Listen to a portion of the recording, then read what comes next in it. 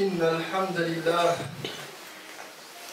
الحمد لله نحمده ونستعينه ونستغفره ونعوذ بالله من شرور أنفسنا وسيئات أعمالنا من يهده الله فلا مضل له ومن يضلل فلا هادي له وأشهد أن لا إله إلا الله وحده لا شريك له وأشهد أن محمدًا عبده ورسوله صلى الله عليه وسلم يا أيها الذين آمنوا اتقوا الله حق تقاته ولا تموتن إلا وأنتم مسلمون يا أيها الناس اتقوا ربكم الذي خلقكم من نفس واحدة وخلق منها زوجها وبث منهما رجالا كثيرا ونساء واتقوا الله الذي تساءلون به والأرحام إن الله كان عليكم رقيبا يا أيها الذين آمنوا اتقوا الله وقولوا قولا سديدا يصلح لكم أعمالكم ويغفر لكم ذنوبكم ومن يطع الله ورسوله فقد فاز فوزا عظيما ثم أما بعد فإن أحسن الحديث كتاب الله وخير الهدي هدي محمد صلى الله عليه وسلم وشر الأمور محدثاتها وكل محدثة بدعة وكل بدعة ضلالة وكل ضلالة في النار ثم أما بعد معشر المؤمنين ما زلنا نتحدث ونشرح حديثا من أحاديث رسول الله صلى الله عليه وسلم فيما رواه الطبراني في الأوسط من حديث عبد الله بن عمر رضي الله عنهما قال رسول الله صلى الله عليه وسلم ثلاث مهلكات وثلاث منجيات فأما المهلكات فشح مطاع وهوى متبع وإعجاب المرء بنفسه وأما المنجيات فالعدل في الغضب والرضا والقصد في الفقر والغنى وخشية الله تعالى في السر والعلانية. الأولى من المنجيات وقد تحدثنا عن هذه الخصلة العدل في الغضب والرضا، والثانية القصد في الفقر والغنى، كما وصف الله تبارك وتعالى المكرمين من عباده الذين سماهم عباد الرحمن، فقال في وصفهم: والذين إذا أنفقوا لم يسرفوا ولم يقتروا وكان بين ذلك قواما. Abdullah ibn Omar nous rapporte, qu'Allah soit satisfait de lui et de son père, du prophète sallallahu alayhi wa sallam, cette parole que nous avons commencé à expliquer, cette parole du prophète alayhi salatu wa sallam, où il nous dit: trois attitudes mènent l'homme à sa perte et trois autres le sauveront. Et il a cité les attitudes qui mènent à la perte, et nous les avons expliquées. La cupidité qui s'exprime chez l'homme. Ensuite, nous avons parlé du fait de suivre ses passions. Et enfin, l'autosatisfaction. Donc nous avons expliqué que ces trois composantes chez l'homme l'amenaient à sa perte. De l'autre côté, le prophète alayhi salatu wa salam nous donne les clés et les manières d'agir et l'attitude qu'il faut avoir pour combattre ces trois choses, ces trois aspects néfastes chez l'homme.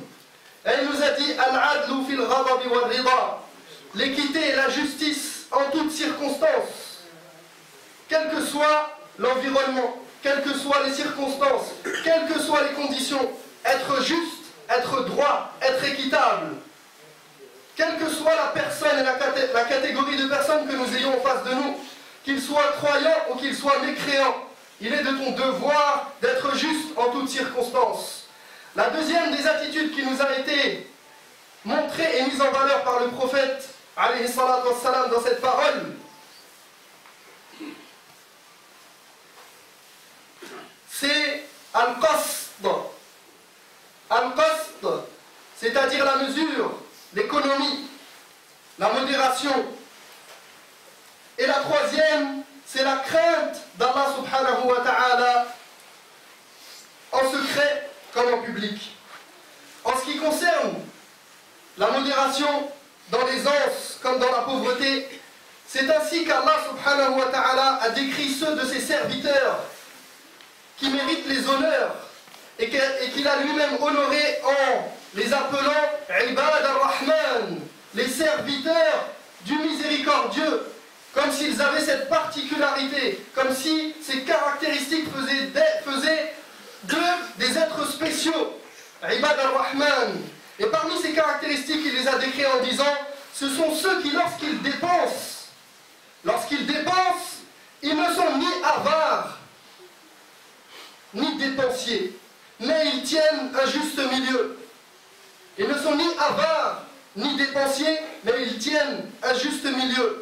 فهم مقتصدون في الفقر والغنى إذا أنفقوا لا ينفقون كل ما آتاهم الله ولا ينفقون في معصية الله وإذا أمسكوا لا يمسكون حقا واجبا وإنما هم في الإنفاق والإمساك وسط كما قال تعالى وكان بين ذلك قواما وإنما ذلك منهم تأدب بما أدبهم الله سبحانه وتعالى به في الإنفاق والإمساك حيث قال تعالى ولا تجعل يدك مغلولة في عنقك ولا تجعل يدك مغلولة في عنقك ولا تبسطها كل البسط فتقعد ملوما محسورا.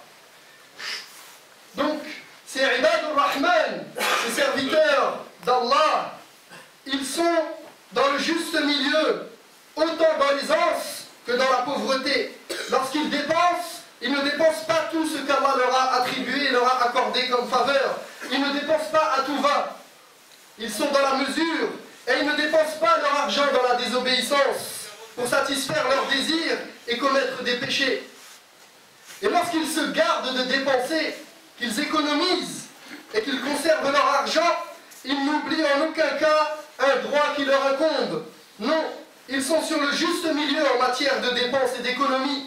Comme Allah le dit, ils sont entre ces deux extrêmes, ni avares, ni prodigues, ni avares, ni dépensiers.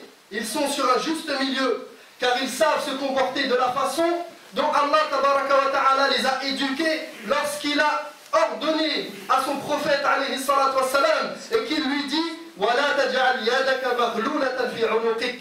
Ne laisse pas ta main enchaînée à ton cou par avarice. Et il lui dit de l'autre côté, ne l'étends pas non plus trop largement si tu ne veux pas être blâmé et tu ne veux pas avoir des regrets. Blâmé pour n'avoir pas donné à qui le mérite et dépensé dans le bien, car les gens vont te blâmer si tu dépenses ton argent à tout va, n'importe comment. Et tu mériteras le blâme de celui qui en a besoin lorsqu'il en a besoin et que tu n'es pas capable de lui donner et que tu l'as privé de son droit.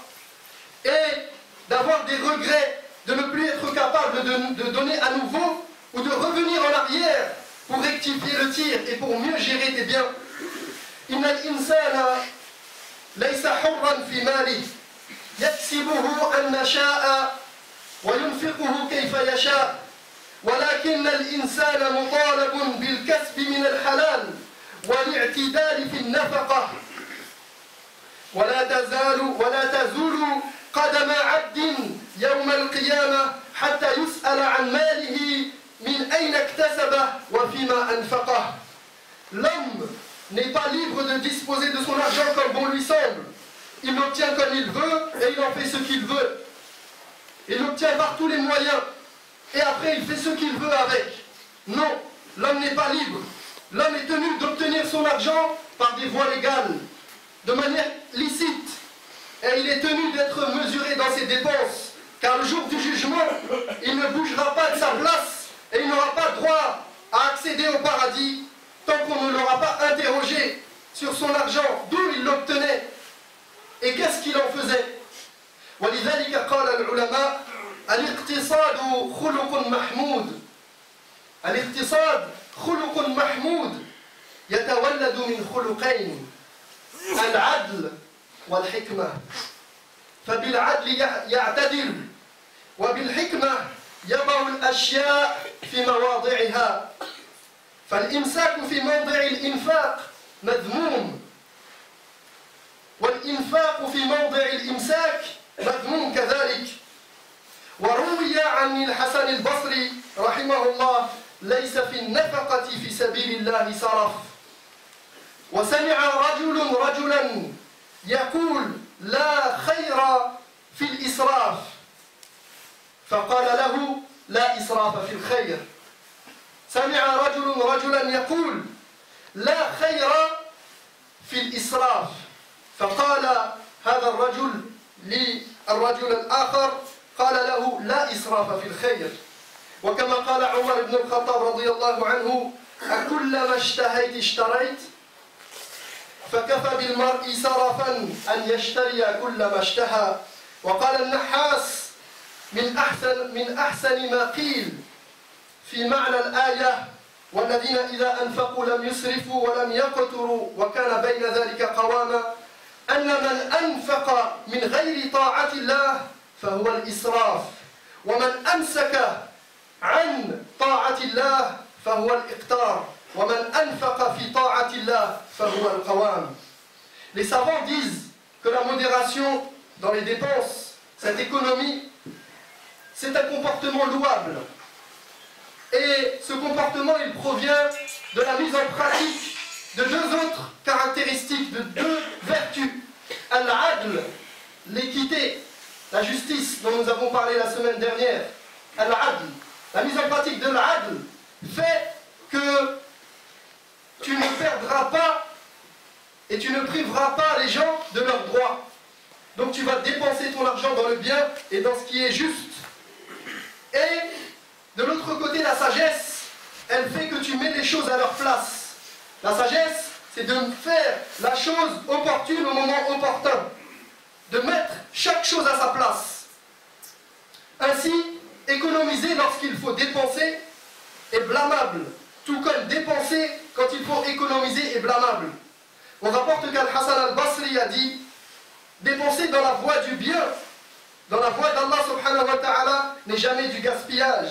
Si tu dépenses pour Allah subhanahu wa ta'ala, pour sa cause, sans oublier bien sûr le droit de ceux dont tu as la charge, eh bien, ça ne sera jamais du gaspillage, quelle que soit ta dépense. Un homme a entendu un autre lui dire il n'y a pas de bien dans le gaspillage, il n'y a jamais de bien dans le gaspillage. Alors il lui a répondu et il n'y a pas de gaspillage dans le bien. Et comme disait Omar, est-ce que à chaque fois que tu as envie de quelque chose, tu l'achètes? C'est du gaspillage. Dès que tu as envie de quelque chose, tu le prends. Les nouvelles technologies, le dernier portable, le dernier habit à la mode, les dernières chaussures à la mode. Dès que j'ai envie de quelque chose, j'achète. Tu suis tes passions là-dedans. Alors, Omar a interpellé et il a dit, est-ce qu'à chaque fois que tu as envie de quelque chose, tu achètes? Al-Nahas a commenté le verset dont nous avons parlé, que nous avons cité, ceux qui dans leurs dépenses tiennent un juste milieu et qui ne sont ni avares, ni dépensiers. Et il a dit, parmi les choses les plus belles qui ont été dites à ce propos, la définition des trois éléments qui sont dans ce verset. Le gaspillage, d'un côté, la privation de l'autre, et le juste milieu. Et il a dit, le gaspillage, c'est de dépenser dans autre chose que l'obéissance d'Allah. Ça, c'est le gaspillage. Ensuite, il a dit, la privation, l'avarice, cette mesquinerie qui peut toucher certains d'entre nous, parfois, il a dit, c'est se retenir de dépenser dans l'obéissance d'Allah. Se retenir de dépenser dans l'obéissance d'Allah. Et il a dit enfin, le juste milieu, c'est de dépenser dans l'obéissance d'Allah. D'utiliser son argent pour plaire à Allah tabaraka wa ta'ala.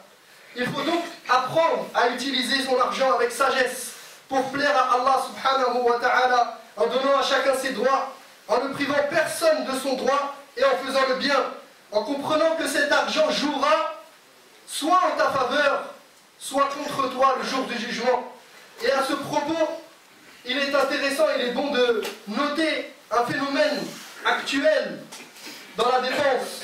Aujourd'hui, les musulmans, alhamdulillah, il y a beaucoup parmi eux qui sont généreux, masha'Allah, et on les remercie pour cette générosité. Et il y a beaucoup de gens qui travaillent, fi sabilillah, qui travaillent pour élever la parole d'Allah, pour qu'elle soit le plus haut dans ce monde, et qui dépensent leur argent et leur temps pour la cause d'Allah. Et de ce fait, on voit les mosquées émerger. Alhamdulillah. Wa hadha shay'un matlub wa mahmoud. Mais il est à noter et il est à préciser que, et on pose la question à ceux qui font ces projets de mosquées, quel est l'intérêt d'avoir un projet à 19 millions ou à 20 millions d'euros? Est-ce que les musulmans ont besoin d'une piscine, d'un gymnase, de je ne sais trop quoi dans l'immédiat? Alors bien sûr il y a des très beaux projets, masha'Allah, très bien faits, avec tout ce que peut comporter une mosquée. Et on ne dit pas que les idées, comme d'avoir une piscine par exemple pour que les femmes puissent aller nager entre elles, ce n'est pas une bonne idée. Mais est-ce que dans l'immédiat, est-ce qu'un projet doit forcément, pour une mosquée, doit être faramineux? 10 millions d'euros, 7 millions d'euros, 15 millions d'euros? Est-ce que cet argent ne pourrait pas être utilisé dans autre chose? Est-ce que cette mosquée a besoin forcément des akhrafas, de mettre à la mode de tel pays ou de tel pays toutes les décorations pour que ce soit une mosquée digne de ce nom? أقول قولي هذا وأستغفر الله لي ولكم فاستغفروه إنه هو الغفور الرحيم.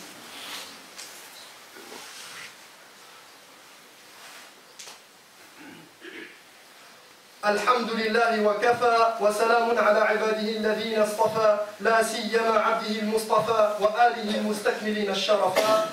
أما بعد، روى الطبراني من حديث عبد الله بن سرجس قال قال رسول الله صلى الله عليه وسلم، واسمعوا هذا الحديث الجميل كعادة النبي صلى الله عليه وسلم الذي أوتي جوامع الكلم. قال صلى الله عليه وسلم: التؤدة والاقتصاد والسمت الحسن جزء من 24 جزءا من النبوة. أعد الحديث: التؤدة والاقتصاد والسمت الحسن جزء من 24 جزءا من النبوة. فالاقتصاد والتؤدة والسمت الحسن جزء من النبوة، يعني صفات من صفات الأنبياء والمرسلين. والسؤال الذي يطرح: هل المسلم مطالب بأن يكون غنيا أم مطالب بأن يكون فقيرا؟ يعني هل المقصود من الاقتصاد أن الغني يبقى غنيا ويحافظ على غناه؟ وهل المقصود أن الفقير يصبح غنيا ولا يعود فقيرا؟ فالجواب: أنت في ديننا لست مطالبا بأن تكون غنيا ولا فقيرا، وإنما أنت مطالب بأن تكون راضيا عما قسم الله لك. فأنت مطالب إن أعطاك الله نعمة أن تشكر وأن ترضى قبل ذلك، وإن حرمت من نعمة ترغب فيها أن تصبر وأن ترضى قبل ذلك. فالرضا أيها الإخوة هو سبيل الرضا. الرضا عن الله عز وجل هو سبيل رضا الله عنك. L'imam al-Tabarani a rapporté, d'après Abdullah ibn Sarjis, le prophète sallallahu alayhi wa sallam nous dit: la mesure, la manière d'agir réfléchie et posée, la mesure, le calme, at-tu'ada, le calme, le fait d'agir sans empressement. Donc il nous dit la mesure.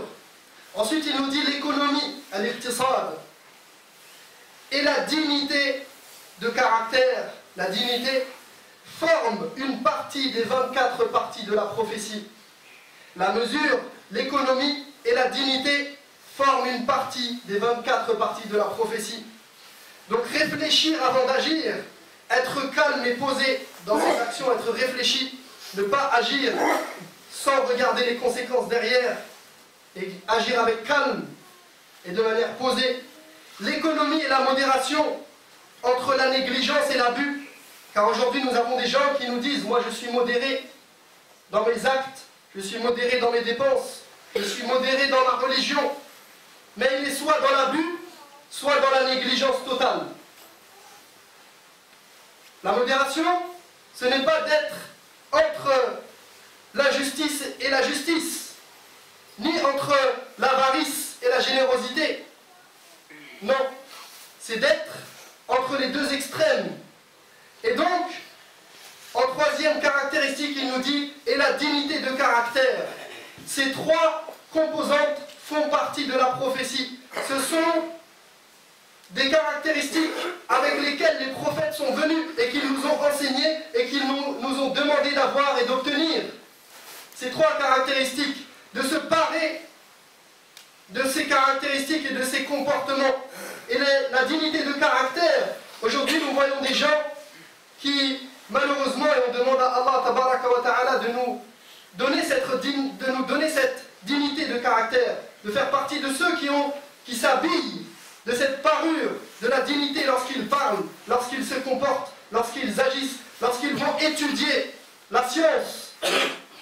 Car aujourd'hui nous avons ce problème, nous avons des étudiants, mais nous ne trouvons pas le comportement qui va avec.